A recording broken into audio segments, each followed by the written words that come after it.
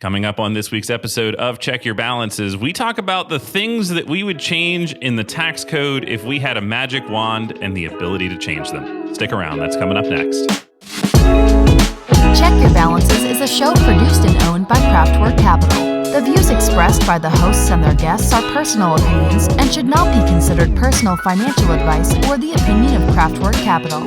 All investments have risk and may lose money.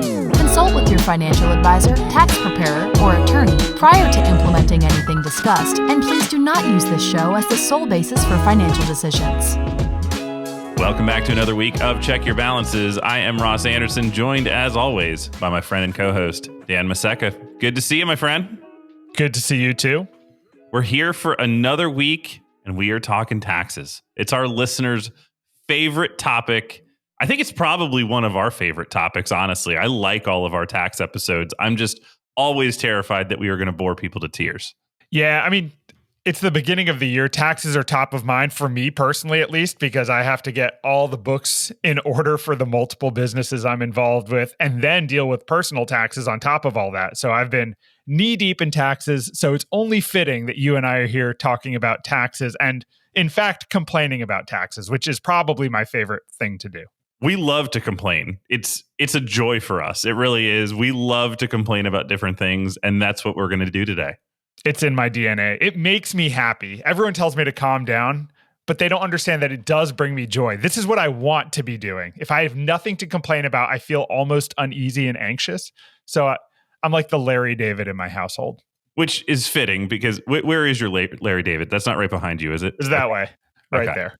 Dan's brother is an artist and has created an amazing Larry David and Notorious B.I.G. Biggie mashup painting where Larry David is wearing the crown from the Biggie photo. It's amazing. It's the coolest thing you own, I think, and you own several very cool things. Agreed. All right.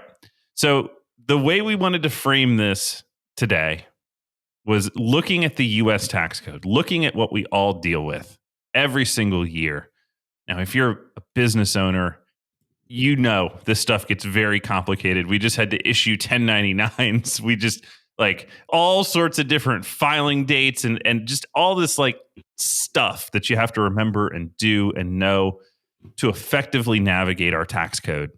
Nobody, I think, is good at all of it, which is why we've got professionals dedicated to it. And even they get this stuff wrong occasionally because there's just so much. And so our charge today was, if you could change something, if I gave you a magic wand, what would you change? What would you eliminate or remove, or what hurdle would you take out of our tax code so that people could just be a little bit happier and complain less, even though Dan likes the complaints? And to reframe this a little bit, and there are a couple answers that I'm not sure of, you're going to reveal to me as we go on.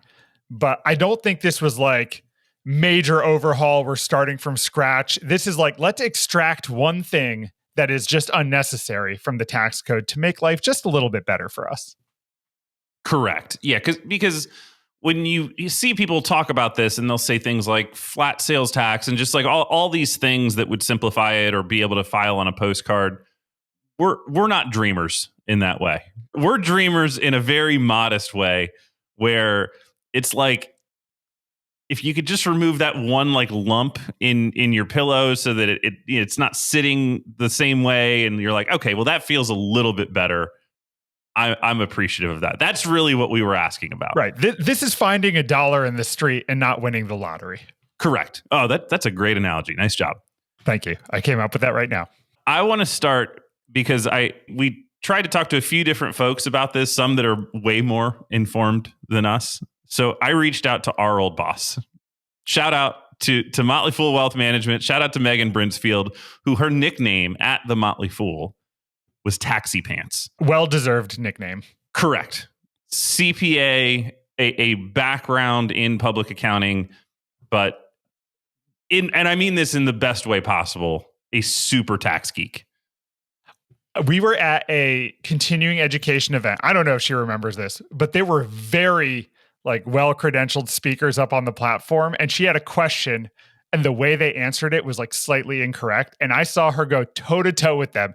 And everyone in the room turned around and was like looking and listening to her because she obviously knew what she was talking about. And now there was just a sliver of doubt cast upon the people on the panel. That was great. Yeah, that's amazing. So I texted her and said, Megan, what would you change in the tax code? So this is what she said. I would consolidate all the retirement plans to one option, regardless of employer. It would just be called retirement plan. It would have a pre-tax and a Roth option. We would eliminate the nuance of different IRA types, contribution levels, age minimums, death rules, consolidation BS, etc.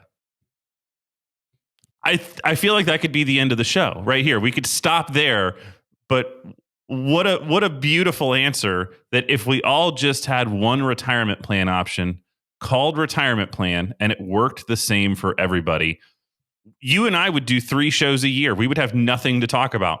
We probably spend 75% of our time on this show talking about how you get money into these different buckets and why they make sense. I love that answer so much. First of all, it's not complicated. Like you think, all right, here's the tax expert. She's going to find something crazy. This is so simple, but so meaningful if that were done. I can't tell you how often I talk to people who are telling me, well, I have a 403B, not a 401k. Do you work with those two? Do you understand those? I've got my IRA and they don't know what type it is. Like that would make life so much better for so many people and just make investing more approachable too, because you're eliminating hurdles of having to learn different terminology.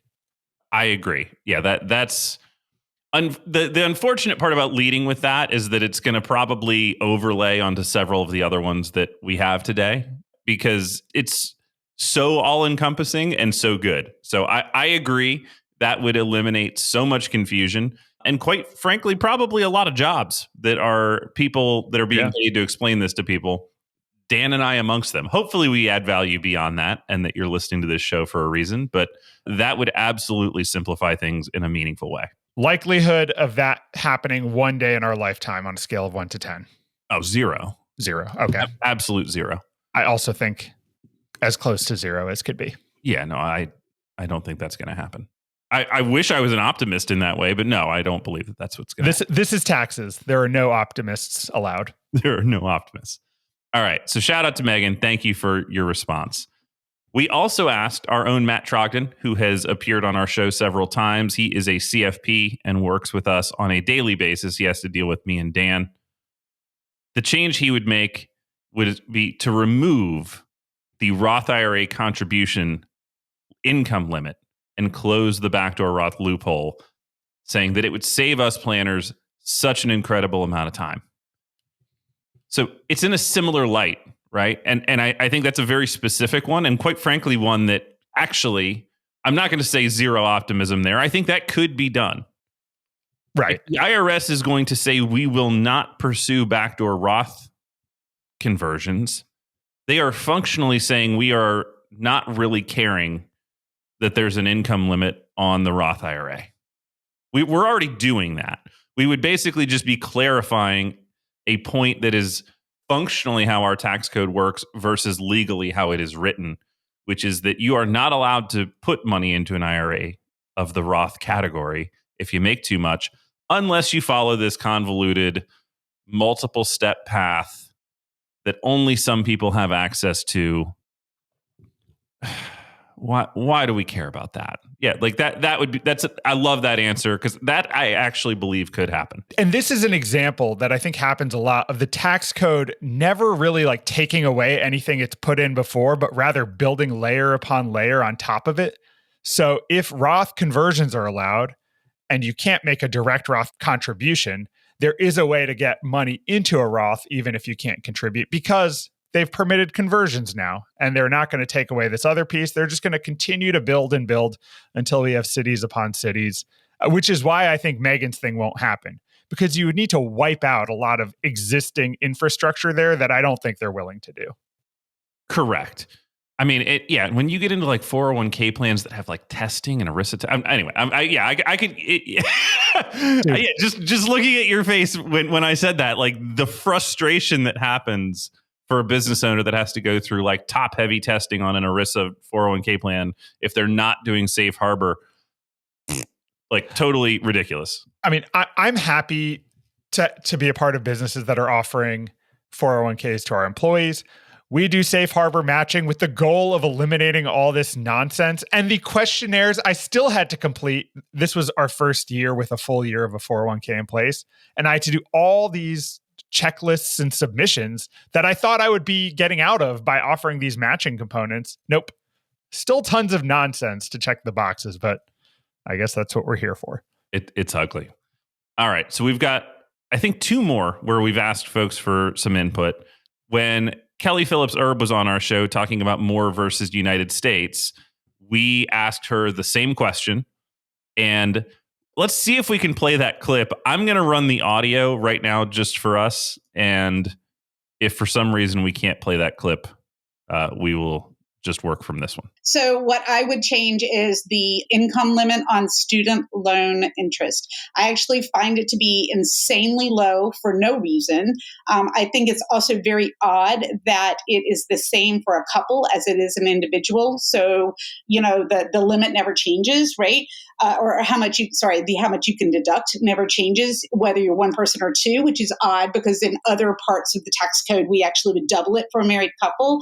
And a lot of times the people who owe the most money in student loans tend to be professionals and graduates who owe that much money because they went to school for a really long time, which means they have huge bills, but because they might make a little more money, they actually are not able to deduct that interest. And I just think that it's crazy to me that if I go out and buy $1 million house, I guess it's $750 now, but if I go out and buy a $750 house, I can deduct the interest from that. But if I go out and spend that same amount on education, if I'm a high net income taxpayer, I get nothing. So I find that like crazy, but just from a policy perspective. That's a beautiful response. That gets even more nitpicky than Matt's, which is the ability to deduct student loan interest. And why are we, well, I could tell you why we're doing it, because the real estate lobby is powerful and the student loan deduction lobby is not.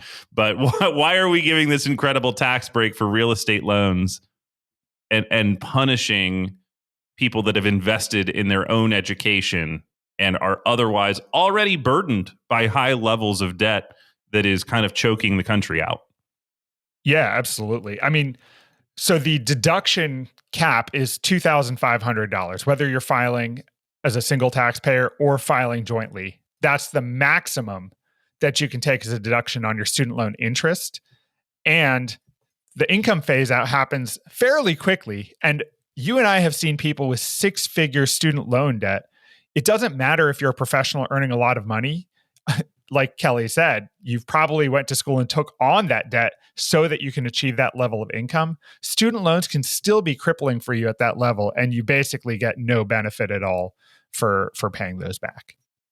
I like that one. Yeah, it's, if we think of the tax code as kind of this system of carrots and sticks of what's it trying to incentivize you to do versus not, I find so many places that the student loan system is just broken, right? They're like easy loans to get. Neil Brennan has like a wonderful bit. I can't remember if I've told this joke on the show before. And he basically says it's why he dropped out of college, because I realized that student loans are like a small business loan and you're the business. And he goes, and that didn't seem like that good of an investment to me at the time. But if you're going to incentivize other ways people invest in themselves, right? If you start a business and you pay interest because you've borrowed money, all that interest is deductible. You've made an investment in your future earnings power.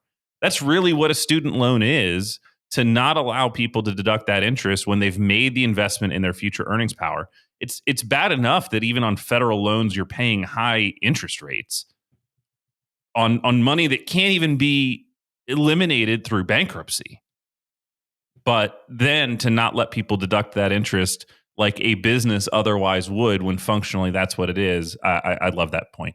It's a great answer. And can I give you and me a little pat on the back for planning ahead? I think we spoke with her a month ago and we already had this episode in mind back then. It was more than that. Yeah, because it was like early to mid-December. Yeah, we never planned like even a day ahead. Yeah, So no, we are normally making this up as we go. Yeah, that was the most forward thinking thing we've ever done on this show. we're amazing. This is Yeah. great. Yeah, why do people tune in and listen to us? Goodness. Thank you out there if you are one of those people. We apologize for our sometimes lack of preparation. All right, Dan, it's our turn. We've gone through some wonderful responses that people have given us. What would you change about the tax code? All right. I came up with this morning, so I was also prepared. Have we heard about a little thing called the alternative minimum tax, AMT? I would wipe that out. That's the dumbest thing I've ever heard. We have a tax code that is almost 3,000 pages long in just the actual code, not to mention the tens of thousands of pages of explanation. And we have a separate thing that says, all right, if that isn't working, let's calculate a second tax just in case that's higher. You'll just pay that one. Is that okay? Every taxpayer has to calculate this. I don't know whether you're aware of it because some people use softwares that do it in the background. You have an alternative minimum tax calculation in your tax filing right now, just in case they decided that the real one wasn't good enough for them. Can't we just make the real one good? Why do we need a backup? Use the real one too well is what it says. I'm sorry. I didn't mean to interrupt your flow. That's okay. Just fix the thing that you're worried about. Fix the thing. Don't have this second stupid tax happening in the background. And I feel like the people who know how to play the game of the real tax code are going to avoid the alternative minimum tax anyway. It's dumb. It's stupid. I love how angry you got about that. For some reason, you ranting makes me happy, and it's amazing. I enjoy being upset. And taxes is one of the things that sets me off. It's unnecessarily complicated. Even for CPAs, I had an encounter not too long ago with a CPA who is brilliant, a very good CPA, and they were just fundamentally not understanding something a client was going through. And we went through, I don't know, a month of back and forth before we settled on the right path. And they know what they're talking about. And it was still hard to understand because we found ourselves in a weird nook of the tax code. Like, that shouldn't be possible.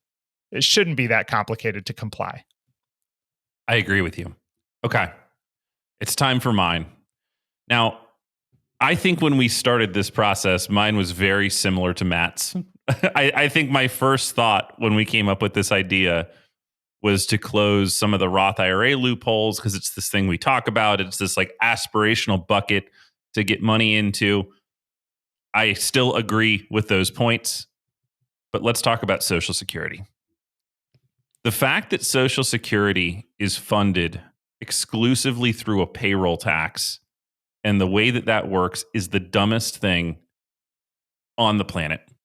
So Social Security right now is 22% of the federal budget. In 2023, the federal government in the U.S. spent $6.1 trillion. Of that, $1.35 trillion of that money was Social Security. Why is that not just included as part of the general tax base on income? If we are funding our government through an income tax, why would that be part of taxing employed people only up to a cap and exclude any other source of income like capital gains, dividends, people that live on millions of dollars a year that are not funding this almost quarter of our federal budget? Why is that? And here's where it gets particularly frustrating for me is, let's say you're good at what you do and you decide, hey, I'm going to go out on my own. I'm going to hang a shingle and I'm going to go into business for myself. And then you learn that not only is Social Security the 6.2% you've already been paying, it's actually double that. And now you are responsible for both the employer and employee side of the Social Security tax, and you're going to pay 12.4% towards it. Again, there's another one for Medicare that applies with no income cap. This is awful. This should just be part of the income tax. If you think you're in a 10% tax bracket, because you're starting your career, you're wrong. You are not in a 10% tax bracket. Every earned dollar, whether you put it into a pre-tax 401k and you avoid the income tax entirely, is still going to pass through that FICA system. Why is that not just part?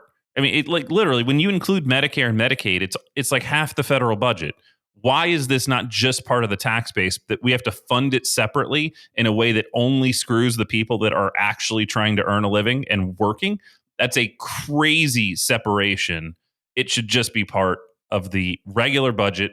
It's either an obligation that our government has made to us that we are going to pay them taxes and they are going to create this safety net for us that is going to provide a layer of income, or we're not.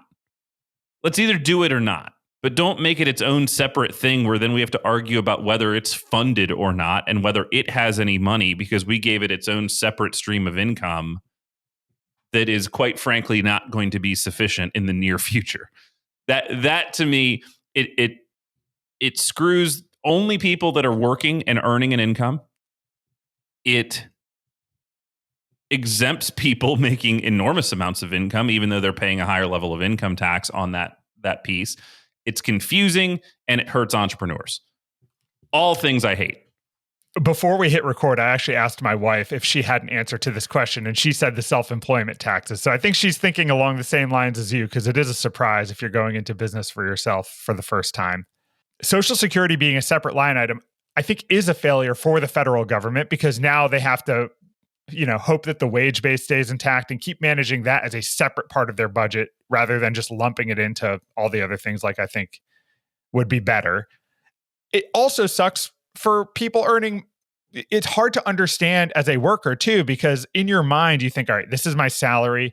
I owe this much in taxes. Like you said, I'm in the 10% tax bracket, 24% tax bracket. And you forget that part of your money is going away into these payroll taxes. When you're trying to think about budgets for your household, it's really easy to forget that that money's gone. And you can overextend yourself because in your mind, when you're trying to allocate things, you forget that that exists. And that's not a small number. It was 7.65% combined. If my Correct. Yeah, when you add Medicare, I think it's 145 and 6.2. Yeah. Yeah. That's not small. No. That's a lot of money out the door before it hits your pocket. And for people that start making at the threshold, I think for Social Security last year was 160,000. So whenever you hit 160,000 of earned income, you stop paying that Social Security tax. So that falls off your paychecks. But that resets every year. And especially for people that kind of hit that for the first time, I think they forget, they normalize to their new budget. So if you hit that Social Security cap in September, for example, you see a bump in your paychecks. Maybe you noticed it, maybe you didn't. Maybe you don't have any idea why that happened, but basically you stop paying that as soon as you kind of max out.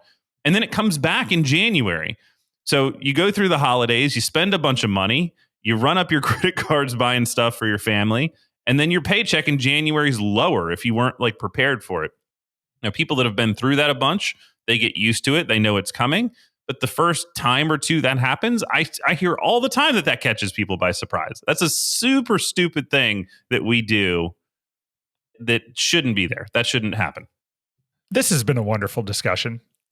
Has it? I hope people enjoy this. I'd love to hear what people would change. If you've got your own ideas, I really want to hear from folks on this. Check your balances at outlook.com. Whether it is a tiny, minuscule, nuanced little thing that only you deal with and none of our other listeners have ever faced this tax problem, or a huge sweeping change that we all are going to deal with, we'd love to hear from you. Check your balances at outlook.com is the email address for the show. Anything else to wrap up, Dan? I think we've done it.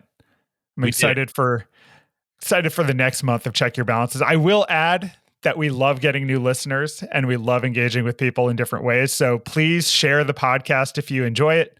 Find us on Instagram at Check Your Balances. Leave us a rating. All those things help us tremendously and keep us motivated to continue doing this.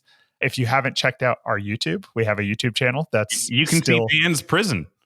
Yeah, I call it a prison in heaven because it looks very like heavenly with the bright lights coming in behind me. But then you realize that I'm in like a white walled room with not much happening. Although if you could see down at the ground, you'd see that there's activity here. I will point out a new guitar hanging on the wall, which was lent to me by our colleague Matt Trogdon while he is overseas for a short period of time, or not so short period of time. I'll try to keep switching those up to keep it interesting for people. Awesome. Well, we appreciate it. Thanks everybody for tuning in this week. We will catch you next week on another show.